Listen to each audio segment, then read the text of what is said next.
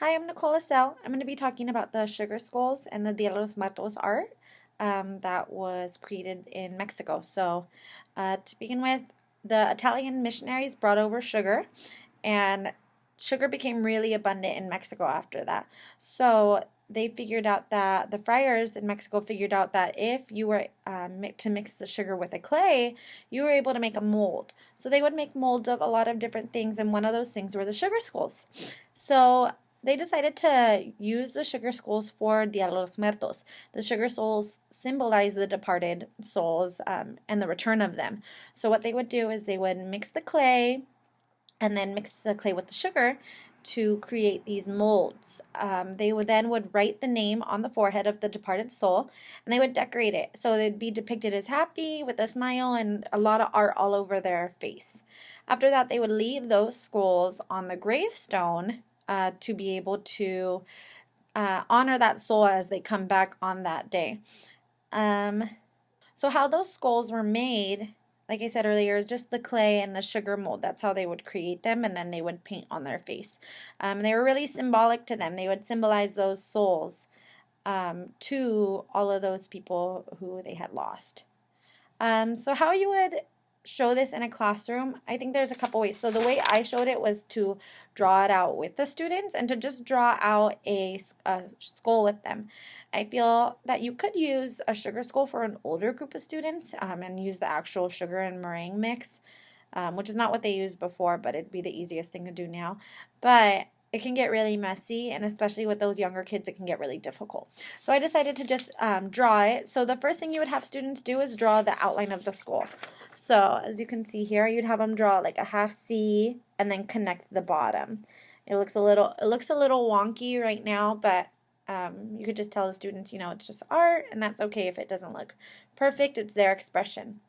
After that, I think the easiest way to describe the faces would be to do shapes that they're familiar with, especially those younger students. So you tell them to draw 2 circles for the eyes and color them in dark. And then I decided to do raindrop nose. So you do a little raindrop for the nose. After that comes the smile of your skull or calavera. So you still have the 2 eyes, the raindrop nose, and all they're going to do is connect the jawline to the jawline. One straight or one curved line like a smile. After that, they're going to draw the teeth. So the teeth, like I said, it's really important to familiarize the shapes with them so they're more aware of what they're doing.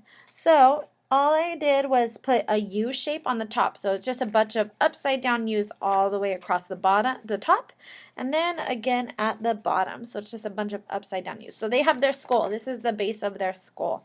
So I'd let them know that this is what they're going to decorate. And after this, I would show my students examples, different things of calavera art, so they can familiarize with what is normal or what is acceptable in it. I think with these it's really fun because you can really let the students express themselves however they want. It's not really a right or wrong with these, which is really awesome. So the last thing they would do is decorate it. So this is one example of how they can decorate it, but with the sugar skulls you can do so much. It's not just flowers and the creepy stuff. They can look pretty, they can look spooky. It's whatever you want the students to make it look like. Another thing that you can have them do if you have a lot younger students, this I think would be really acceptable for those upper elementary, so maybe 3rd through 5th, maybe 2nd too. It just depends on the class. For those younger kids, the kinder and the 1st graders, I think this can be a little difficult for them. So what I would do to change it to help them to make it a little bit simpler was to have a template of a skull and go over the same background information, go over all the same information with them on how to make it and what it means, but rather than have them make the whole school by themselves, just have them decorate the face so they still get the experience of creating a sugar skull. So that is the multicultural video 2. Thank you.